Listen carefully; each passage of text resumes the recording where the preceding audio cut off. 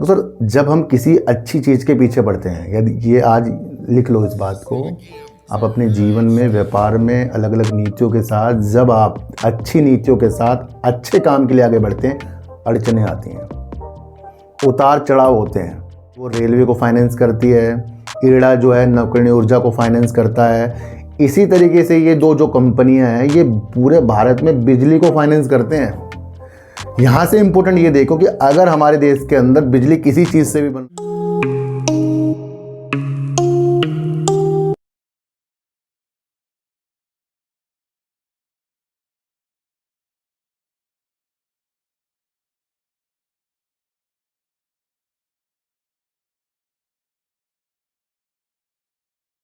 नमस्कार, मैं स्वागत करता हूं आपका अपने ही चैनल पर जिसका नाम है सार्थक बाजार से। आज हम बात करेंगे सर, दो कंपनियों का मर्जर होने वाला है और दो कंपनी बिजली क्षेत्र के लिए फाइनेंस करती है। एक हो गया आरईसी, दूसरा पावर फाइनेंस कॉरपोरेशन यानी पीएफसी।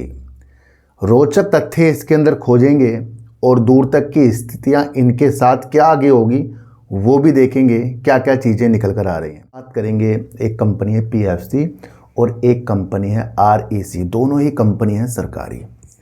दोस्तों, दोनों का मर्जर की मंजूरी बोर्ड ने दे दी है और बोर्ड ने मंजूरी इसलिए दी है क्योंकि इस बजट में संडे के दिन जो बजट आया था वहाँ पर हमारे फाइनेंस मिनिस्टर जो है निर्मला सीतारमण जी, उन्होंने एक घोषणा की थी कि इन दोनों कंपनी का पुनर्गठन किया जाएगा।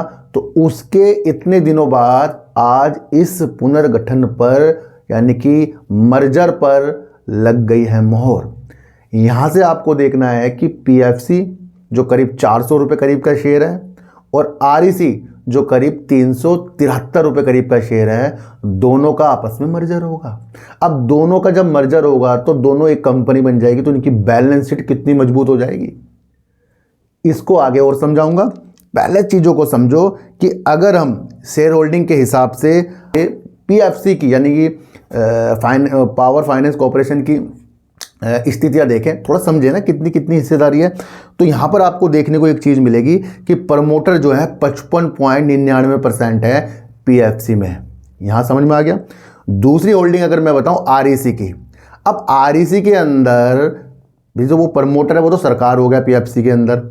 अब आरईसी के अंदर मैं आपको एक चीज़ बताऊं, वहाँ पर जो होल्डिंग है वो है पीएफसी की जो करीब करीब 52.63% है।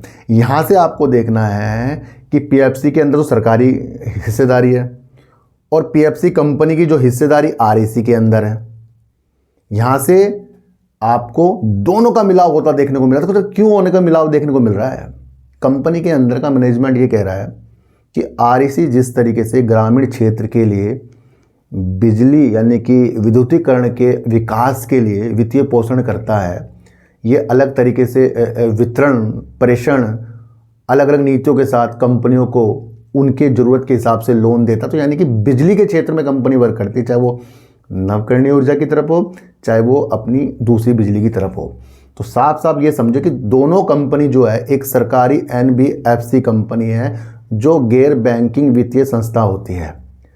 जैसे कि आपको देखने को मिला आईआरएफसी वो रेलवे को फाइनेंस करती है, इरडा जो है नवकरणीय ऊर्जा को फाइनेंस करता है। इसी तरीके से ये दो जो कंपनियां हैं ये पूरे भारत में बिजली को फाइनेंस करते हैं। यहाँ से इम्पोर्टेंट ये देखो कि अगर हमारे देश के अंदर बिजली किसी चीज़ से भी बन रही हो तो उस चीज़ के वित्तीय पोषण करने के लिए ये दो कंपनी का गठन हुआ और दोनों कंपनियाँ थोड़ी महारत्न कंपनियाँ दोनों। तो ये आपको समझ कर चलना पड़ेगा। अगर मैं आपको बताऊँ तो कंपनी बहुत अच्छा वर्क करती है। मैंने आपको बताया ना, दोनों कंपनी बिजली के क्षेत्र पर वर्क करती है और अधिकतर आरईसी जो है ग्रामीण क्षेत्र की तरफ वर्क करता था। अब ग्रामीण क्षेत्र को वर्क को इन्होंने पूरा कवर कर लिया है, मतलब अधिकतर कवर कर लिया है। तो कंपनी कह रही है भैया अब आरईसी की और मजबूती पकड़ बनानी है हमें, यानी अब शहर की तरफ भी जो थोड़ा बहुत करता था अब इसे और ज़्यादा शहर की तरफ इसको कंपनी को बढ़ाना है। इसलिए दोनों कंपनी का मर्जर हो रहा है भैया, ये आप समझ कर चलें। तो ये एक न्यूज़ थी, अभी थोड़ा सा आगे और बताऊंगा। पहले समझिए कि कुछ पुरानी न्यूज़। आरईसी ने महाराष्ट्र अंतर राज्य ट्रांसमिशन परियोजना के लिए नई सहायक कंपनी का गठन भी किया था अभी हाल ही में। तो ये भी आपको समझ कर चलना है। तो आरईसी हो चाहे पीएफसी हो, अब दोनों एक हो जाएंगी। कब होंगी वो आगे की नीतियां हैं, पर मंजूरी मिल गई है। पर इससे बिजली क्षेत्र के वित्तीय पोषण करने के लिए ये दो कंपनी जो है बहुत महत्वपूर्ण है। अच्छा, ये दो जो कंपनी है पीएफसी और आरईसी है, इन्होंने अडानी ग्रुप की बिजली चीज़ों को पूरा करने के लिए भी अच्छा खासा लोन दे रखा है। तो यानी कि जब अडानी ग्रुप कंपनी, वैसे तो बड़ी कंपनी है, तो अडानी ग्रुप तक को भी इन्होंने बिजली की उनकी ज़रूरत के लिए ऋण दे रखा है। तो छोटी मोटी भैया ये कंपनी नहीं है, मैं आपको इतनी सी एक बात बता दूँ। चलो मैं न्यूज़ थोड़ी सी बढ़ के सुना दूँ।